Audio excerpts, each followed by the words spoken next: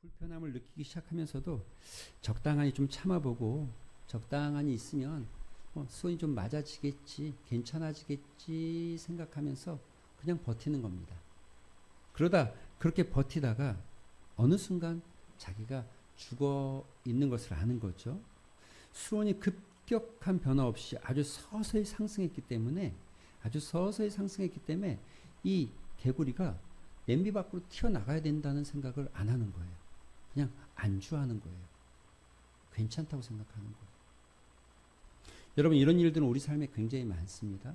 사실 작은 신체의 변화, 작은 것에 예민하지 않고 민감하지 않아서 그 변화가 돌아보니까 나중에는 아주 큰 병이 되어 있을 때가 꽤 많습니다. 미세하고 아주 서서히 나빠지지만 우리는 그 미세하게 서서히 나빠지는 그 심각성을 간파하지 못하기 때문에, 감지하지 못하기 때문에 그것에 대해서 어떤 대응도 하지 않고 어떤 저항도 하지 않고 어떤 노력도 하지 않고 그냥 방치하는 거죠. 안주하는 거죠. 타성에 젖어가는 거죠. 결국 그것이, 그 안일함과 그 무신경증이 결국 내 몸을 병들게 하고 또 내 삶을 병들게 하는 원인이 되어집니다. 한 마리 병아리가 거듭나기 위해서 껍데기 깨는 변화가 필요하죠. 이걸 창조적인 파괴라고 하는데, 이런 변화가 필요합니다. 우리 삶에도 늘 여러분, 오믈렛이 되지 않고 병아리가 되기 위해서는 껍데기를 깨야 될 필요성이 있다는 거죠. 그런데 아주 작은 것들, 변화가 그렇게 심각하지 않다고 해서 안일하게 대처하기 시작하고 아무 반응 없이 대처하기 시작할 때 나도 모르게 우리가 병들어가 있는 거죠. 여러분이 읽은 오늘 예배소 교회는 바로 그런 모습의 교회라고 말할 수 있을 것 같습니다. 예배소 교회가 어떤 교회입니까? 예배소라는 곳은 지금 현대로 말하면 터키 지방에 있는, 터키 연안에 있는 항구 도시입니다. 굉장히 부유하고 사람이 많은 도시였습니다. 예배소 교회, 그 당시 지금으로부터 2000년 전 이야기인데, 약 2000년 전 이야기인데, 그 당시에도 예배소에는 20만 명이 살았다고 합니다. 물론 진주시가 지금 35만이니까 진주시보다 좀 작네라고 생각할 수 있겠지만, 당시의 인원으로 보면 엄청나게 큰 도시이고, 또 주변에 이 여러 나라의 도시들을 비교해 본다 할지라도 두 번째, 세 번째, 못해도 네 번째 안에 들 만큼 아주 큰 도시였습니다. 특별히 이곳은 항구 도시였고 요충지였기 때문에 로마의 황제가 통치하는 곳에서 굉장히 관심이 많았고, 로마의 통치가 직접적으로 이루어질 만큼 아주 중요한 도시였습니다. 그래서 그곳에는 황제의 신전이 있었고, 황제가 마치 신처럼 여겨졌는데, 얼만큼이나 황제를 숭배했냐면, 시민들은 황제의 권력이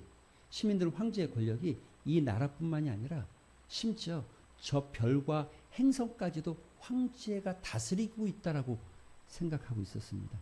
그래서 그 당시에 이 동전을 보면, 그 당시에 쓰는 동전을 보면, 동전을 보면 앞에는 황제의 얼굴이 있고 뒷면은 별과 행성 그림이 있는 거죠. 이 이유가 바로 황제가 이 만물을 다스리고 있다, 통치한다라는 이런 의미를 가지고 있는 거죠. 또 그것은 여러분, 문화가 많은 사람들이 왔다 갔다 하는 곳이었기 때문에 종교적으로 굉장히 다양한 종교가 있었습니다. 그럼에도 불구하고 그곳에는 아주 큰 고대 7대 불가사의 중에 하나가 아데미 신전입니다. 성경에도 나와 있죠. 아데미 신전. 고대 7대 불가사에 들어갑니다. 어마어마하게 큰 신전이죠. 그 신전이 바로 예배소 교회의 예배소라는 지역에 있었습니다. 그러니 여러분, 한번 생각해 보세요. 이 지역이 어떤 지역이었을까? 한번 생각해 보세요. 여러분, 지금도 우리가 사는 바닷가 사는 분들이 좀 서운할 수 있는데, 바닷가는 늘 좀 거칠었죠. 거칠고 또 좀 죄송합니다. 향락이 많았고 늘 언제나 폭력과 술과, 왜냐하면 거칠었기 때문에, 바다와 싸웠기 때문에 어느 바닷가도 다 비슷하죠. 항구 도시는 대부분 그랬죠. 바로 이런 곳이 그런 곳이에요. 그리고 우리나라 바닷가도 늘 바다에 제사를 지내고 이와 같은 것처럼 오만 신들이 다 있었던 지역. 그곳이 어디다? 예배소다. 예배소다. 그런데 이 예배소에 바울이 복음을 증거하기 시작합니다. 그게 사도행전 19장에 나오는 이야기예요. 바울이 복음을 증거해서 그곳에서 3년이나 거기에 머물러서 성도들을 가르쳤던 지역이 예배소입니다. 그 어디보다도 애정을 가지고 가르쳤던 지역이죠. 또 바울만이 아니죠. 디모데도 그곳에 있었고, 또 지금 여러분 우리가 성경을 통해서는 볼 수 없지만 교회의 전승, 교회 내려온 역사책에 보면 요한이 그곳에서 목회를 했던 지역으로 알 수 있습니다. 이렇게 훌륭한 도시, 이렇게 멋진 도시에 교회가 세워졌고, 이 교회를 멋진 목회자들이 사역하던 교회. 그런데 이 교회에 문제가 좀 있는 거죠. 근데 문제가 있기 전에, 이 문제를 지적하기 전에 오늘 성경은 이렇게 시작을 해요. 여러분 1절에 이렇게 읽었죠. 예배소 교회의 사제에게 편지하라. 오른손에 있는 7별을 붙잡고 7금 촛대 사이를 거니시는 이가. 7별과 7촛대 사이를 거니는 분, 이분이 누굽니까? 예수님을 표현하는 겁니다. 왜 이렇게 표현합니까? 지금 이 7촛대라는 것은 여러분 예배소 교회를 시작해서 서머나, 버가모, 두아디라, 사대, 빌라델피아, 라오디게아 교회 7교회를 상징적으로 촛대로 표현하고 있는 겁니다. 촛대는 불을 밝히면 빛이 나잖아요. 교회는 바로 그런 존재인 거죠. 지역을 밝히고 시대를 밝히는 존재. 그래서 지금 촛대로 표현하는 겁니다. 7별이라는 건 그 교회를 지도하고 있는 지도자들을 말하고 목회자들을 가리키는 거죠. 그래서 7별을 붙잡고 7교회를 거느니, 이게 누구라고요? 예수님. 그 예수님. 그런데 이렇게까지 표현하는 이유가 뭘까요? 한마디로 말하면 잘 들어라. 지금 말하는 게 누구다? 예수님이다. 어떤 분이다? 너희들을 붙잡고 있다. 그래서 오늘 본문에 보면 이렇게 표현되어 있잖아요. 7별을 붙잡고 있다. 이렇게 표현했죠. 붙잡았다. 붙잡다는 게 뭡니까? 그냥 잡았다는 의미가 아니라 붙잡았다는 건 여러분 예수님의 권위와 능력을 나타내는 거죠. 7교회를 7 지도자들을 주장하는 이 7교회의 생사화복을 그 여탈권은 가지고 있는 존재. 그분이 지금 말하는 거다. 여러분 이렇게까지 이야기하는 이유는 단 한 가지입니다. 뭐요?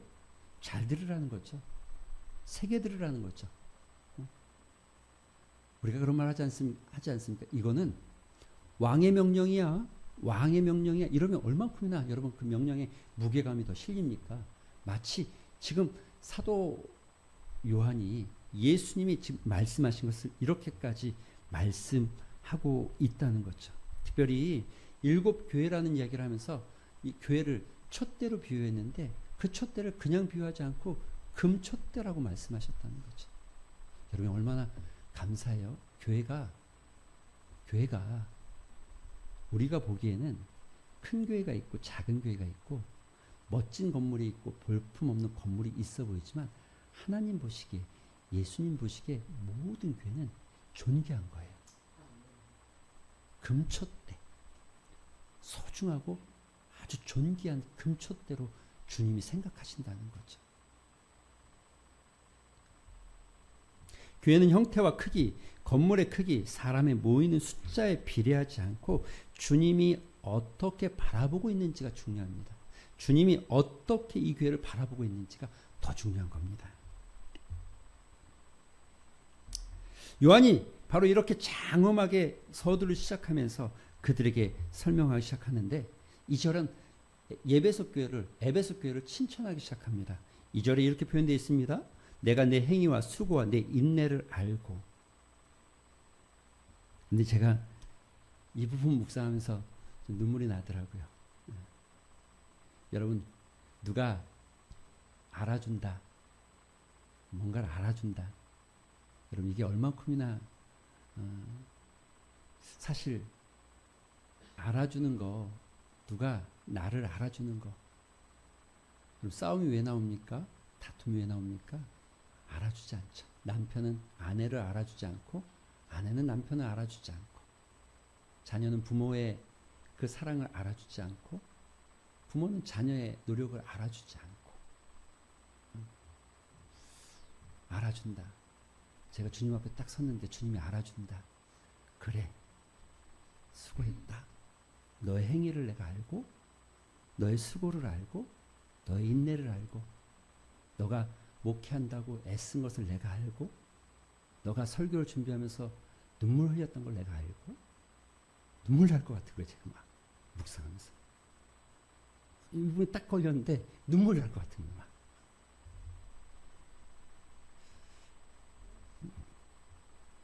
여러분 이런 얘기가 있더라고요. 어떤 목사님의 이야기 속에 지금 뭐 대형교회에서 목회하시는 목사님의 이야기인데 간증 속에 시카고의 작은 이민교회를 목회하는데 성도들과 함께 1박 2일 수련회를 했답니다. 그래서 어느 그 산에 가서 뭐 캠핑을 하고 뭐 일부 수련회를 쫙 하고 그렇게 한 주간을 보내고 데려왔습니다. 그리고 이제 주일 예배를 드리는데 그 주일 예배 때 한 장로님이 기도하기 시작했대요. 근데 그 장로님 기도가 참 뜻밖이었다는 거예요. 이렇게 기도했대요.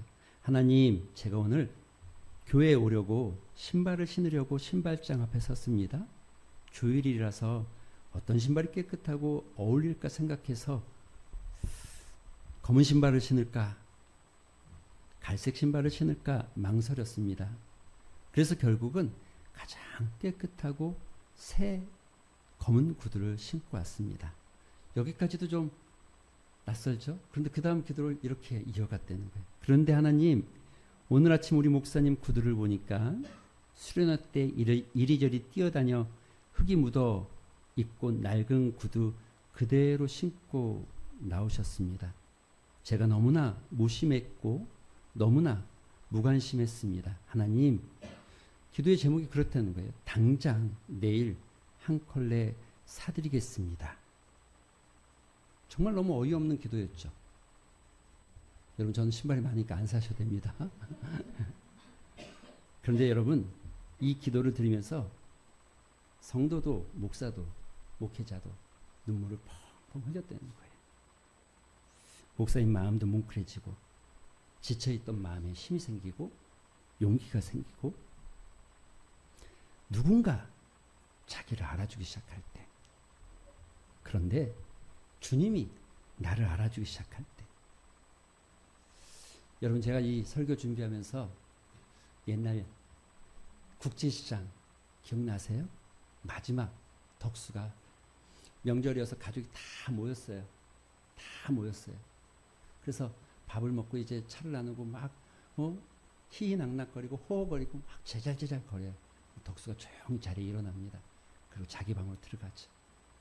그리고 창문을 열고 담배 한 개피를 꺼내 물면서 먼 산을 바라보면서 이렇게 말하죠. 아버지, 이만하면 내 잘 살았지? 잘 살았죠. 근데 나 진짜 너무 힘들었어요. 그때 저도 눈물을 엄청 흘렸던 것 같아요. 막 주체 없이 흐르는데 이렇게 주책 맞을 수가 있나 싶을 만큼. 그리고 그 끝에 이렇게 표현하죠. 아버지, 보고 싶습니다.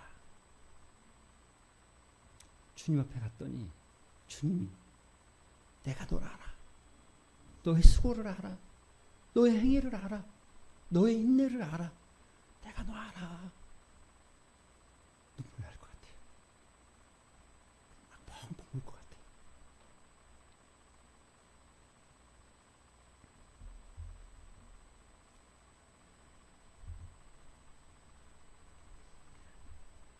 주님이 부드러운 눈빛으로 우리를 바라보면서 안다.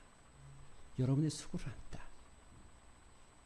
아무개 장로야, 아무개 권사야, 아무개 집사야, 내가 너를 알아. 너가 인내하고 너가 견디고 너가 나를 위해 수고한 모든 것을 나는 다 알아. 예배소 교회는 정말 어떤 면에서 훌륭한 교회였습니다. 그들에게 이미 말하고 있는 것처럼 주님이 말하고 있는 것처럼 여러분 그의 행위와 수고와 인내, 그리고 그들이 본문에 보니까 게으르지 않았고 정말 열심히 주를 위해 살아갔던 교회. 정말 열심히 힘들고 어려울 때 3절에 참고 내 이름을 위해서 견디고 게으르지 아니하고 그런 수고를 했던 교회. 그런데 여러분, 이 교회를 향해서 예수님이 책망할 것이 있다는 거죠. 이렇게 수고하고 애썼는데. 여러분, 그 책망이 뭡니까? 너가 첫사랑 잃어버렸다는 거예요. 첫사랑. 처음 사랑. 이단을 배척하고 거짓 교사들을 분별해서 내쫓고 말씀을 지키기 위해 애쓰고 예배를 지키기 위해 정말 수고하고 인내하고 게으르지 않게 신앙생활을 했지만, 그런데 문제가 이 말씀과 신앙적인 문제가 아니라,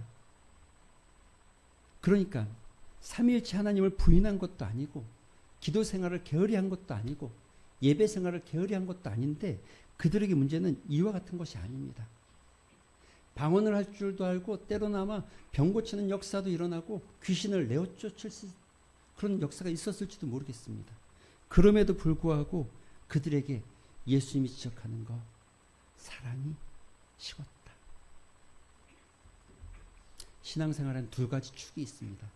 진리의 말씀을 붙잡는 것. 그렇죠. 말씀을 따라 가치관을 세우고 생각하고 말하고 살아가기에 애쓰고 수고하는 것. 그리고 다른 하나는 사랑을 따라 살아가는 것. 이 신학자 중에, 고대 신학자 중에 아주 유명한, 여러분 우리는 어거스틴이라고 이렇게 성 어거스틴이라고 부르죠. 원래 헬라식 발음으로 하면 아우구스티누스라고 발음합니다. 어거스틴 이렇게 표현합니다. 진리를 강조할 때, 여러분 진리를 강조할 때 사랑을 두 번 말해야 됩니다. 왜냐하면 세상 사람들은 진리를 한 번 강조할 때 여러분 사랑을 두 번 이야기해야 됩니다. 왜냐하면 세상 사람들은 여러분의 사랑을 통해서만 진리를 분별하기 때문에 그렇습니다.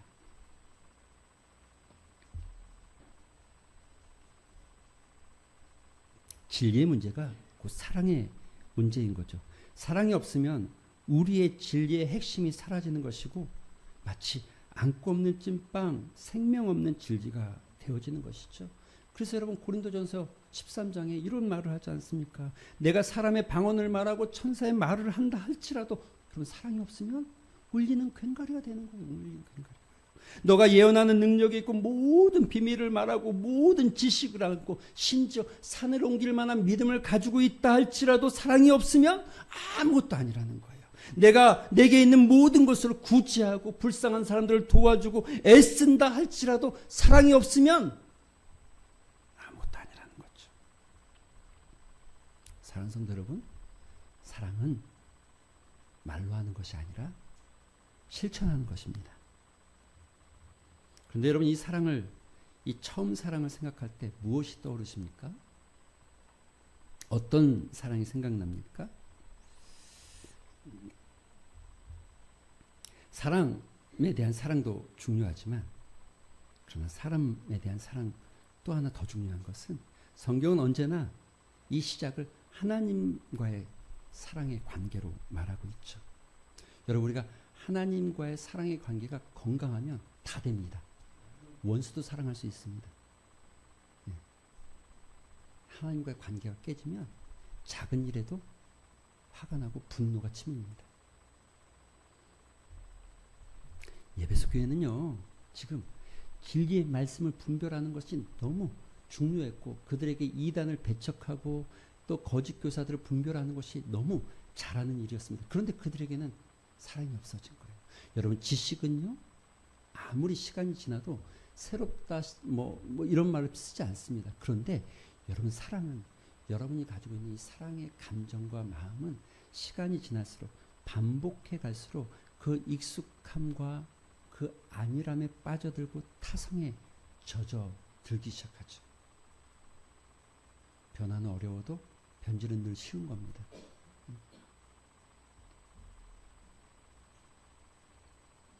그래서 정말 뜨겁게 사랑했던 마음들은 사라지고 남겨진 것은 그저 형태만. 이렇게 큰 볼에, 그릇볼에 밀랍을 쫙 입혀놨어요. 그러니까 양초를 입혀놨어요. 그리고 여러분 뜨거운 물 한 방울을 떨어뜨리기 시작합니다. 오돌투돌한 양초에 그 물이 흘러가기 시작합니다. 그런데 흘러가는 그 뜨거운 물이 자리, 스키즈 마크를 내듯이 자리를 흔적을 남기고 흘러가죠. 처음에는 그렇게 흘러가지만 두 번째부터는 여러분 변함없이, 처음에는 이게 어디로 흘러갈지 모르지만 두 번째부터는 너무나 자연스럽게 그 처음 갔던 그 길로 흘러가죠. 세 번째는 더 깊숙이 파여서 흘러가죠. 이런 거 우리가 관성, 타성, 매너리즘, 그래서 더 이상 그 길에서 벗어나지 못하고 더 이상 그 길에서 바꾸려고 하지 않는,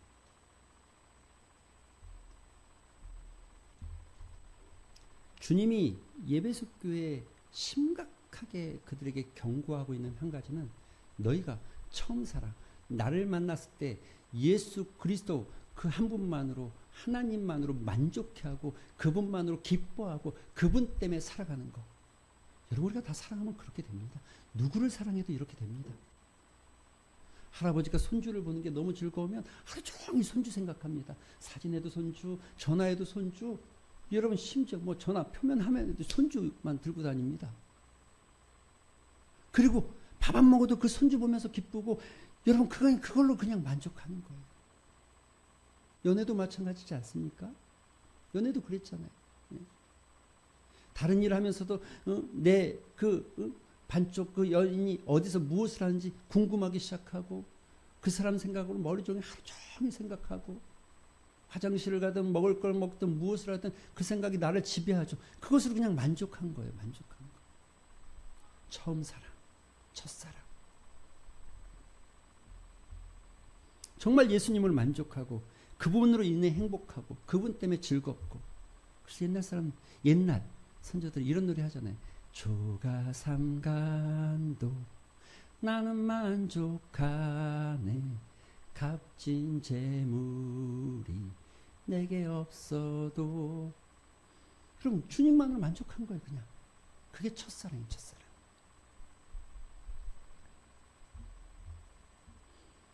주님이 그들에게 이렇게 말씀하십니다.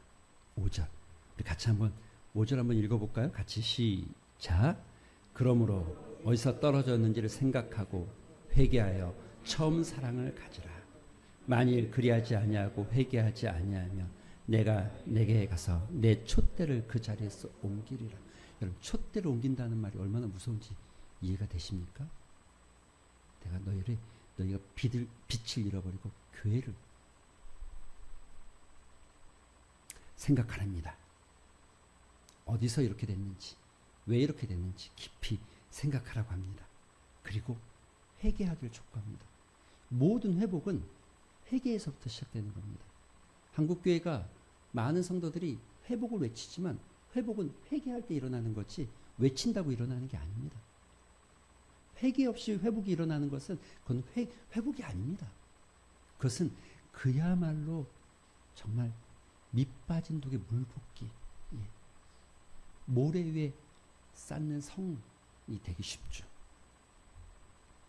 그리고 행하라고 합니다. 행동하라는 거죠. 사랑은 말하는 게 아니라 행동하라는 거예요. 처음 뛰었던 가슴 다시 회복하고, 우리 신앙의 온도를 다시 유지하고, 영적 온도를 유지하고, 정말 아는 것에서 그쳐진 위선과 형식의 신앙이 아니라 사랑이 드러나는 신앙. 하나님을 죽도록 사랑하고, 그리고 그 사랑이 넘쳐서 이웃에게까지 흘러가고, 그 사랑이 드러나기 시작할 때 교회는 교회다워지고, 우리의 진리는 일상 속에서 삶으로 나타나는 것. 그게 성도, 그리스도인, 교회. 바로 이런 모습을 간절히 소망하면서 오늘 이렇게 말하는 거죠. 귀 있는 자들은 성령이 교회들에게 하시는 말씀을 들을지어다. 여러분, 만약 예수님 여러분에게 오셔서 이렇게 말씀합니다. 내가 하는 말을 들어라. 성령이 너희에게 하는 말을 들을지어다. 여러분 어떻게 반응하시겠어요? 그냥 덤덤한 표정으로 산만한 눈빛으로 아무 관심도 없이 먹먹하게 앉아서 그렇게 반응하시겠어요? 정말 주님이, 정말 성령님이 여러분 앞에 와서 내가 하는 말을 들어라 라고 말한다면 오늘 여러분에게 그런 음성이 들려지게 되길 주님의 이름으로 축원드립니다. 우리 말씀 생각하면서 한번 기도하는 시간 같습니다.